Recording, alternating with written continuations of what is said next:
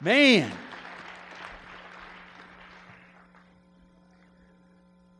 So I think giving thanks is one of those things that we think about and we concentrate on when we get to this time of the year. And often, as I prayed, unless we are receiving something, getting something, or the holiday requests it, we don't really think about giving thanks. Even Thanksgiving time, I think to myself, what do we think of during Thanksgiving time? We always think of, because you hear people talk about the food they're going to eat, the football they're going to watch, the family they're going to hang out with, at least the ones they want to hang out with, because we all know how that is in our families. There's always the Uncle Dave that you pray did not receive the invitation this year. But you know he's going to be there. You know that, don't you? That one person that you think and you pray. John, turn this down a smidge here. I feel like I'm yelling at myself. That one person that you think or that you pray lost the invitation. Oh, they're going to be there. So the test for you today comes in Psalms 100. Because that's what we do at Thanksgiving. We give thanks for all the things like food and football and family. We give God thanks for long weekends. I don't have to work for 4 days. We give God thanks for Black Fridays. The ability to buy marked up stuff cheaper than we thought it was going to be. And oh my goodness, for that wonderful knowledge that we are only 4 weeks away from Christmas. See, we look at Thanksgiving as kind of the entryway into the holidays. It's that day that we kind of jump into the idea that it's time to get the Christmas decorations out. It's time to get the food laid out. It's time to start making the cookies. Did I ever tell you I love fruitcake? I just thought I'd throw that in there real quick. Start making the items of the holidays. And a lot of times we get so caught up in all the holiday festivities and things that we actually forget what the purpose of the holiday was. Thanksgiving is one of those. As a matter of fact, I was looking this up in 1798, when George Washington began this Thanksgiving celebration. Here's the words that he used. It is the duty of all nations to acknowledge the Almighty, to obey His will, to be grateful, and have the attitude of a humble heart before Him at all times. That was the purpose of the federal holiday coming into existence, is being grateful for the things that God has done in our life, for God's people, for you and I. I hope that it's a reminder that our Thanksgiving is not to be one day out of the year, but it's supposed to be every day out of the year. Being grateful, being thankful. And with that, we have to have this attitude of gratefulness, this attitude of thanking God for all the wonderful, blessed things that He has done in our life. Too often, we dwell on the bad. We look at the bad. We focus on the negatives. And we forget about the positives. We forget about the greatest gift of the breath of life, and that we have another day here on this earth. If you don't have a Bible, if you'd slip your hand up, I'm going to have our Bible thumpers come and bring you a Bible, and I want you to turn to Psalms 100, where we're going to see one of David's many songs of thanksgiving. See, David wrote a whole series of psalms giving God thanks for all the things that He has done. He's given thanks for all the things that God is currently doing. And I believe in these songs, He's also helping us see the great things God is going to be doing. And here in Psalms 100, these first 5 verses, we're going to see the kind of application that we need to have in our life to be truly thankful, to have the attitude of gratitude when it comes to life itself. So in Psalms 100, let's start in verse 1 and follow along with me as we read these 5 verses of thankfulness. It starts out by saying, "Shout for joy to the Lord, all the earth. Worship the Lord in gladness. Come before him with joyful songs. Know that the Lord is God. It is he who made us. We are his. We are his people, the sheep of his pasture. Enter his gates with thanksgiving and his courts with praise. Give thanks to him and praise his name. For the Lord is good and his love endures through all of our nonsense. Through all of our failures, all of our faux pas, all of our shortcomings, all of our stupidity. I didn't think the verse was that long. Let me look again. Pretty close. Because his love endures forever, his faithfulness continues throughout, this is always frightening, all generations. Because aren't we good about saying, man, I can't believe this next generation. What is wrong with them? Don't have a brain in their head, knuckleheads. I mean, you know, the same thing they said about us when we was that generation. You know, maybe you don't. I don't know. I thought maybe you would know, because it seems like every generation does that to the generation that is coming. Every single one of us. And we promise ourselves we will never do that to our kids. We will never do that to our children's children. Yet we find ourselves huddled up in our living rooms, gathered around our coffee tables talking about them. Can you believe them? Can you believe the things that they are saying, the things that they are doing? I would never have done that. We live in this realm of negativity. We live in a realm of thinking everyone else is wrong and we are right. We live in a realm that we have no attitude of gratitude for the things that God is doing. See, I'm a firm believer in this, that God chose to raise up different generations for different purposes and different reasons when it comes to the redemption of mankind. For instance, last Sunday, I was watching Kanye West service in Los Angeles. And as I was watching that, my heart was touched. My heart was blessed. I couldn't believe it that we finally had somebody that was able to reach into the hearts and lives of our young people, our millennials, with a message that they heard and understood. Because they don't always get ours. And I know there were people saying, oh, it was just a show, it was just a performance. He's just a superstar. That is true. But do you think God can't use that? I forget how many thousands were at his service, but I remember that one young man who was leaving, they interviewed him, and he said, he was 17. He said, I've never stepped a foot into a church before. But after today, I think maybe I ought to check it out. I give God thanks that he uses different generations to reach different people for the kingdom and for the cause of redemption. And we should be thankful. We should be grateful for that's right. Give the Lord a clap for that. I didn't do it. I haven't achieved that. I haven't been able to break through to that. He did. I give God thanks for the methods that are different.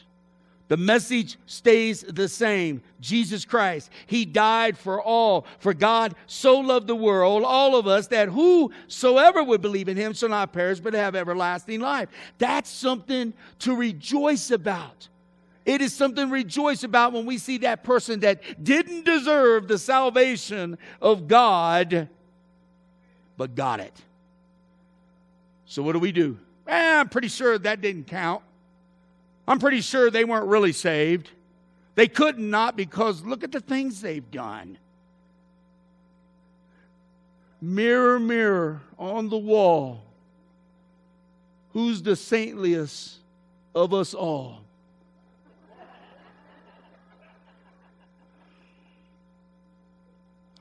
That, my friends, is the wrong kind of attitude. And just in case you was wondering, so I wanted to share with you from Psalms 100 what I believe are the keys to giving thanks, keys to having an attitude of gratitude. Number one is this. He starts out by saying, with joy, give thanks with joy. We're coming on to the Christmas season. And we need at things to start practicing our joy before we get our gifts. Because you know when you give somebody a gift, whether they have received it or not. Oh, just what I've always wanted. What did you say this was again? How do I use this? Or reaching for the next gift in line. We have a real problem when it comes to joy. We have a problem. We think that if we're joyous, then something's wrong. We got a screw loose or something. The church is supposed to be pious, mighty, and considerate of all things. We shall never smile unto the Lord. Unless we see David dancing naked, that would cause you to smile. But the joy of the Lord.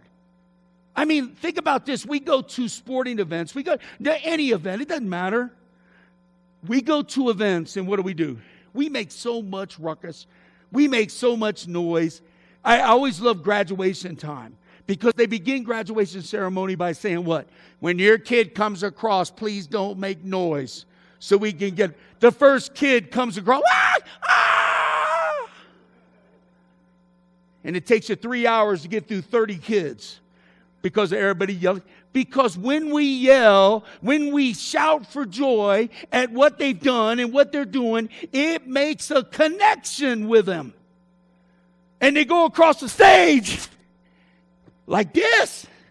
Yeah! Keep walking, pal. Yeah, wait a minute. They're yelling for me still. It makes a connection with them. David is saying when we shout for joy to the Lord, we make a connection with Him. We want the world to know that He is ours and we are His. We want that connection. And so David talks about that joy. He says we should give thanks for joy. Our lives were meant to express joy. Yes, there are times of sorrow, but our lives were not meant to live in sorrow. Cast all your cares upon me, he said. The joy of the Lord, that is my strength. It's my strength for living. It's my strength for life. When Jesus went from town to town, region to region, there were shouts of joy. There were shouts of joy so that he knew that they were connected to him. And those shouts of joy rang out of all the good things that he has done and all the things that he is going to do. The second thing we see here is our lives were meant to be expressed with gladness. And yes, there is a difference. There are those shouts for joy that connect us to God. But then there's those acts of worship. Worship the Lord with gladness. Being thankful and blessed to be in His presence. And when we worship the Lord, that's what we're doing. We're inviting the Lord to be with us. We're inviting Him to have His rightful place on the throne of our lives, on the seat of honor in our church.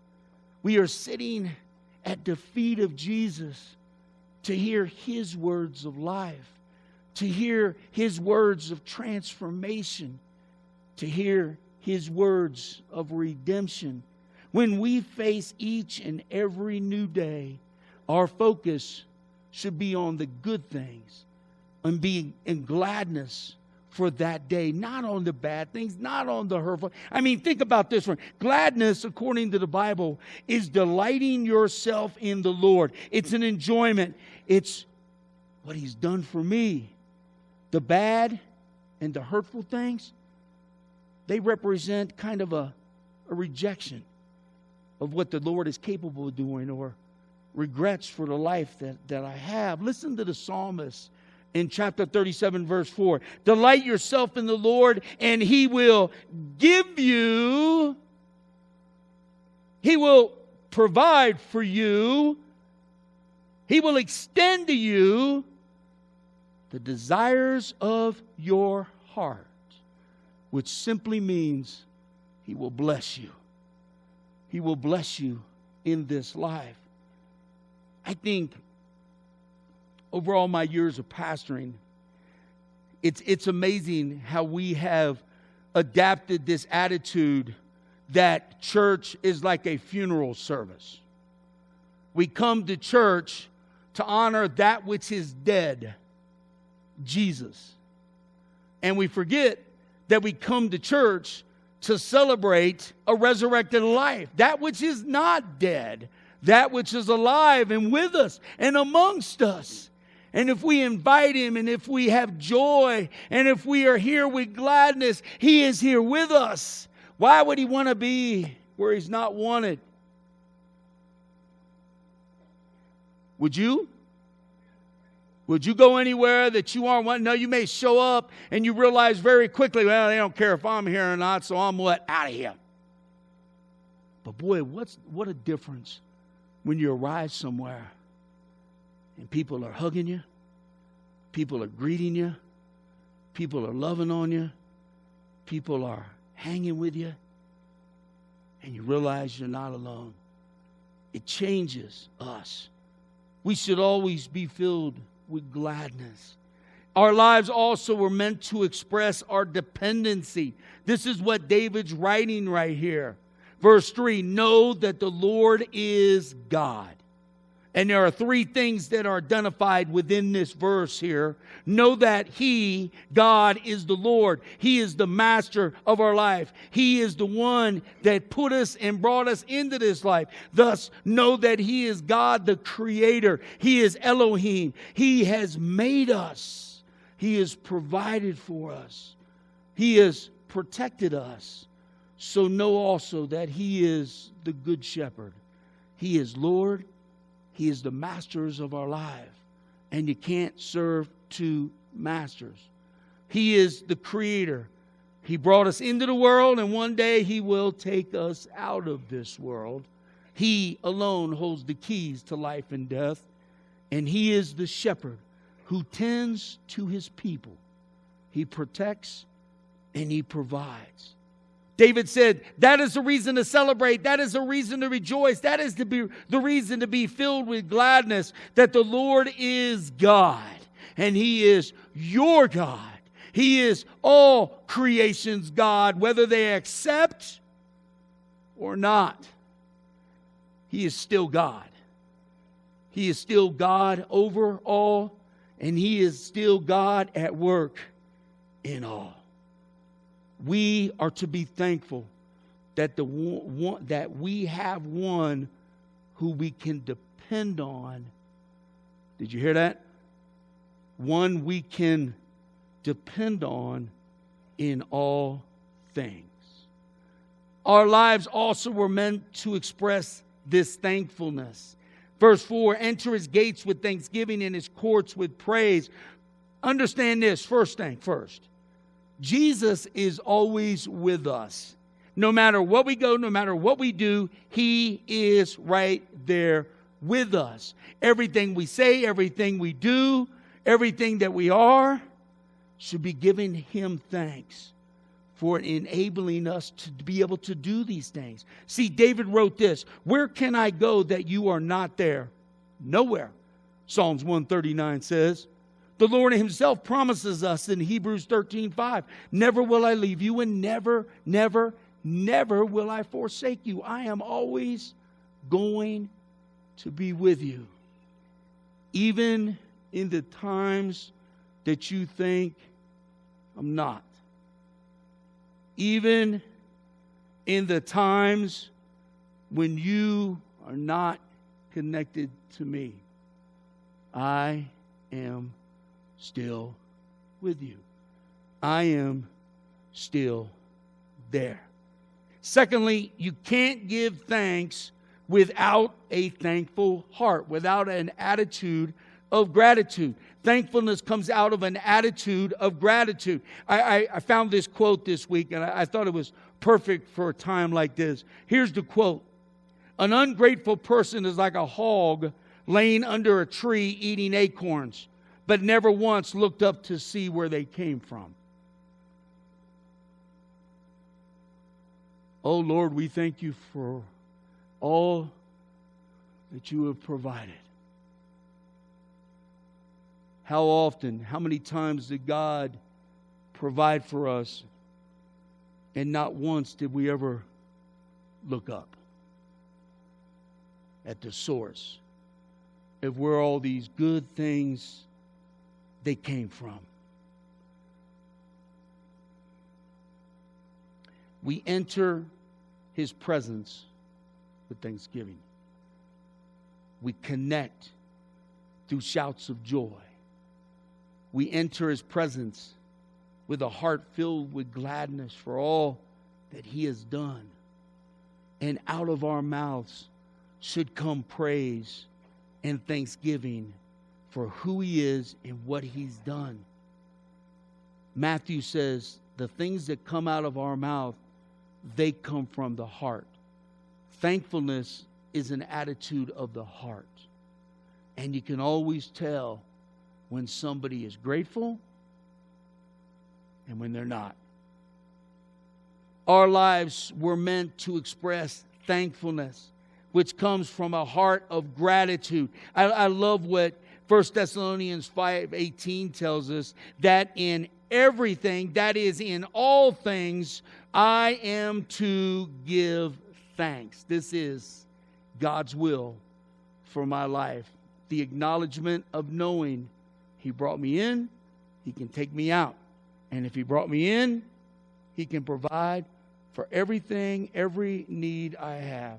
And if He brings me to it, He and He alone will get me through it. That is why we are called to give thanks in all things.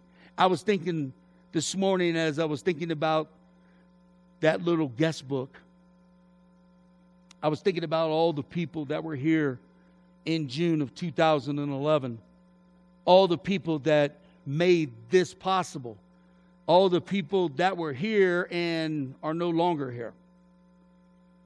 And even though they're no longer here, I am so grateful, so thankful for the investments that they made, for the prayers that they extended, for the support that they gave in God building His kingdom here at Crossroads Church in Farmington, New Mexico. And yeah, for some of them, they've went on. For some of them have relocated. For some of them have found other places of worship. But for that time period, for that moment in time, I give God thanks, and I still give God thanks. Thankfulness doesn't end because time and distance separates. Still thankful. And I'm thankful for you. I'm thankful for the knowledge of knowing that the things that we do now, as I shared with the kids, the things that we do today are going to make an eternal investment in tomorrow's. So for me, when I read what David writes here, I realize that the Lord is good. I realize that what He does is good, and He wants to give good things to His children. I realize that His mercies are new every day, and His mercies are everlasting. And I realize that the Lord's love endures forever in spite of our failings, in spite of our lackings, in spite of us. There's no shadow you won't light up, mountain you won't climb up, coming after me.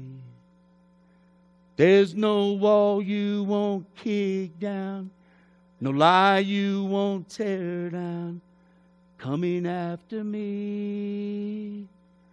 Oh, the overwhelming, never-ending, reckless love of God.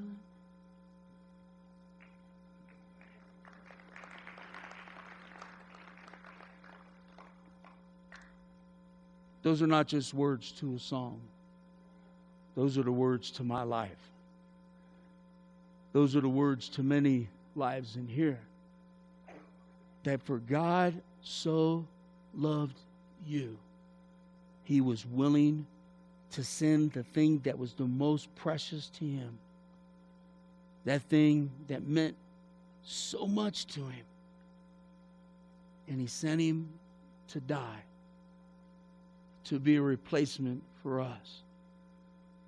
That's what you call an overwhelming, never-ending, reckless love of God.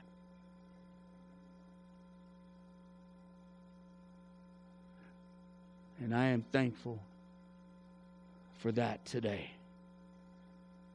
as in every day. As our praise and worship team comes back to the platform, I want us to take a moment this morning. I want you to think of 3 people. 3 people that have made a significant difference in your life. Maybe this week, maybe today, maybe in the last year, maybe during the totality of your life. And ask yourself, when was the last time you said thanks? See, throughout the Psalms, we find these words of thanksgiving. No matter what was going on or who the person was, what they were facing, we read they had an attitude of outpouring gratitude for the things of God, the things God has done. And some of the things God does, He does with other people's lives and yours. Give thanks with a grateful heart. Give thanks to the Holy One for all the things that He has done. The psalmist writes in 9, I will give thanks. I will give thanks to the Lord with my whole heart, for I recount all His wonderful deeds. As you stand to your feet, I want you to recount here this morning some of the things that God has brought you through. Some of the things that God has done in your life that you didn't think was even possible. Some of the people that God has brought across your path that have played such a significant role in your life. When I got up this morning, I gave God thanks for you because you've played such a significant role in my life. How could I call myself a pastor with no people? But God has blessed me with people, with individuals like you who have such special giftings about you to love His world. As you think about the things that you are thankful this morning, I thought maybe I ought to have a couple people come up and just pray about the things they're thankful for. And then all of a sudden it struck me that would be juxtaposed to what I'm talking about this morning, what David was talking about this morning, because for each and every one of us here today, there are things that we are thankful for, whether we admit it or not.